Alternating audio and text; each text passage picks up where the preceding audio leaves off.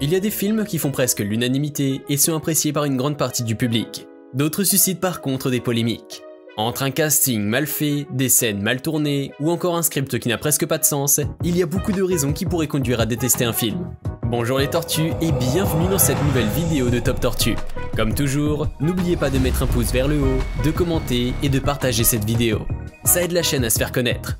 N'oubliez pas également de vous abonner et de cliquer sur la cloche pour être prévenu lorsque je sors une nouvelle vidéo. J'ai fait pour vous dans cette vidéo le top 10 des films les plus détestés. Je précise que mon avis reste totalement subjectif.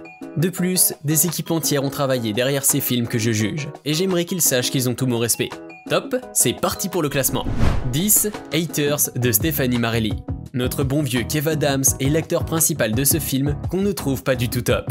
Haters, c'est l'histoire de Thomas Lama, un idiot qui a eu du succès sur internet comme en rêvent la plupart des jeunes aujourd'hui, depuis qu'il a fait la tournée des Grands Ducs avec, retenez-vous bien, un lama.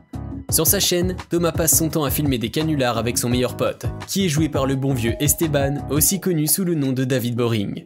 La notoriété de Thomas prenait de plus en plus d'ampleur et son nom était au bout de toutes les lèvres. Alors qu'il va atteindre la barre du 1 million d'abonnés, il décide de célébrer l'événement en demandant en mariage sa petite amie en direct. Résultat final, sa meuf le déteste et les internautes s'en prennent à lui. Des insultes et critiques négatives pleuvent de partout. Exaspéré, Thomas décide de sortir du virtuel et d'aller confronter 10 de ces personnes qui ont osé l'insulter. Aux côtés de Kev Adams dans ce film, on peut voir Elise Moon, Philippe Lachaud, Fred Testo ou encore Jean-Claude Van Damme, qui confirme ici que depuis qu'il a cessé de faire les grands écarts, il est totalement en perdition. 9. Flag Day de Sean Penn. Si Sean Penn est l'un des acteurs américains les plus respectés de sa génération, il n'en demeure pas moins un piètre réalisateur. En témoignent ses dernières productions qui ont récolté pas mal de critiques sur la toile. Mais ici, nous nous concentrons sur Flag Day, un film qui fait le portrait de John Vogel, un personnage hors norme. Sa relation entre sa fille Jennifer et lui est faite de complicité et d'amour. Jennifer voue une grande admiration pour son père jusqu'au jour où, devenue journaliste investigatrice, elle doit enquêter sur une grande histoire de fausse monnaie. Faussaire puis braqueur, John avait toujours caché la vérité à sa fille, mais cela ne saurait durer. Lors de son enquête, Jennifer se trouva face à la terrible vérité. Sa relation entre son père et elle est mise à rude épreuve. Ce film, qui vient d'une histoire vraie, est suffisamment inconscient pour se trouver dans notre classement. Sans originalité et assez fade, c'est un film que j'ai particulièrement eu du mal à suivre et à terminer. 8. Flashback de Caroline Vigneault. Surdouée, cynique et narcissique, Caroline est une jeune avocate qui semble avoir oublié la lutte de toutes ces femmes qui ont souffert pour leurs droits dans le passé. Après avoir gagné un nouveau procès, elle fait la connaissance d'Hubert, un chauffeur de taxi qui va l'envoyer dans le passé. De la préhistoire en passant par la révolution humaine, Caroline va vivre de nombreuses expériences. Elle va croiser la route de toutes ces femmes qui se sont battues pour leurs droits et être témoin d'événements historiques qu'elle a, disons, oubliés. Pour sortir de cette boucle temporelle, Caroline devra connaître son rôle en tant que femme et apprendre à aider les sans-voix. Reconnaissons que le concept du film n'est pas mal, même si c'est déjà du déjà-vu. Malheureusement, entre le concept et la réalisation, il y a une grande différence. Entre des acteurs qui jouent faux, le scénario qui prend des raccourcis, tout à fait dommage, ce film mérite sa place dans notre classement. 7. Cartel.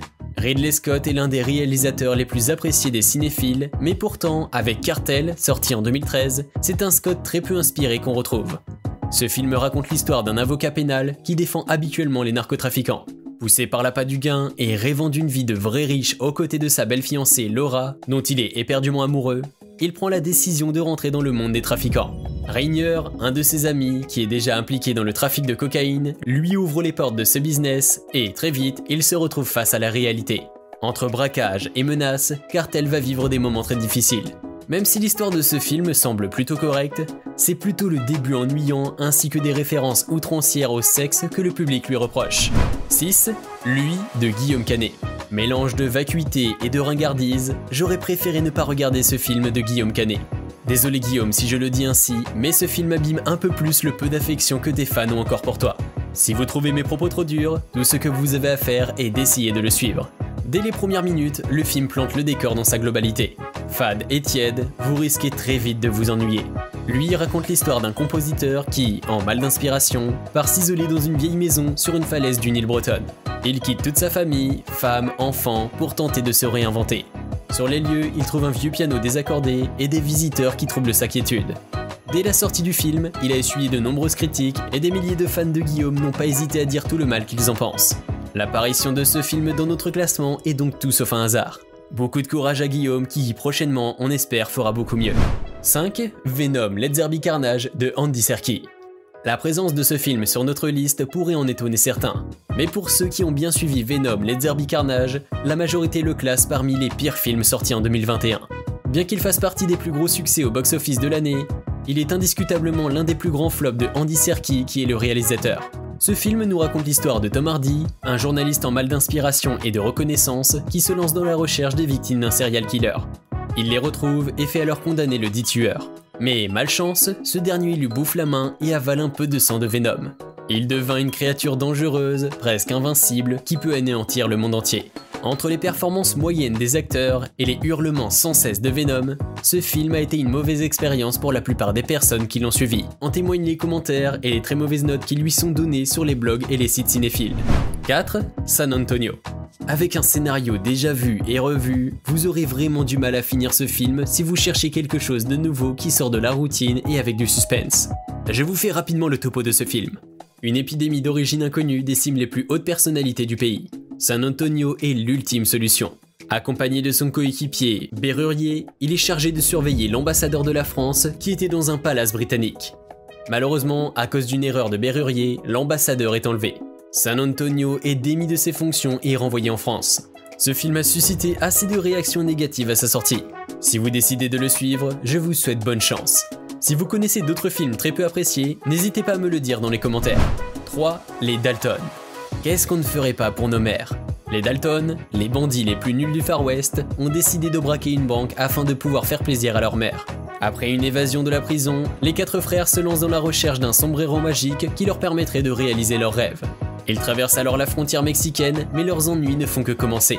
Mais si je dois être honnête, cette adaptation de la BD n'a pas été un succès et a été classée pour la majorité des cinéphiles dans le rang des films à vite oublier. Dites-nous en commentaire si vous avez vu le film et ce que vous en pensez. 2. Dragon Ball Evolution.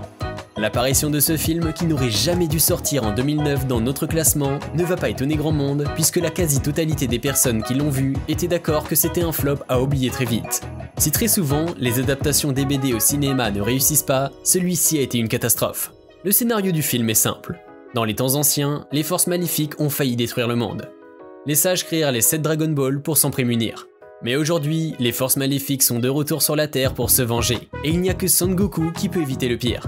Effet mal ajusté, rôle mal joué, réalisation pas à la hauteur, on pourrait continuer à citer tous les aspects négatifs de ce film sans jamais s'arrêter. 1. Le baltringue. Même si ce film a permis à Vincent Lagaffe de démontrer qu'il est un super acteur, cela n'a pas empêché les nombreuses réactions négatives et qui le place à la tête de notre classement. Le baltringue est un film qui parle de Monsieur Guy, un animateur d'une émission de téléachat. Par le cours des choses, ce dernier se trouve embarqué dans une sombre histoire mêlant des trafiquants et les services secrets. Sa rencontre avec Sam, l'agent secret, chargé de démanteler le réseau, lui permet de découvrir une autre facette de lui. Fade, avec un montage médiocre, ce film m'a donné mal à la tête. C'est déjà la fin de cette vidéo. J'espère que vous avez pris du plaisir à la regarder. Si c'est le cas, n'hésitez pas à vous abonner à la chaîne afin de ne pas rater mes prochaines vidéos. À bientôt!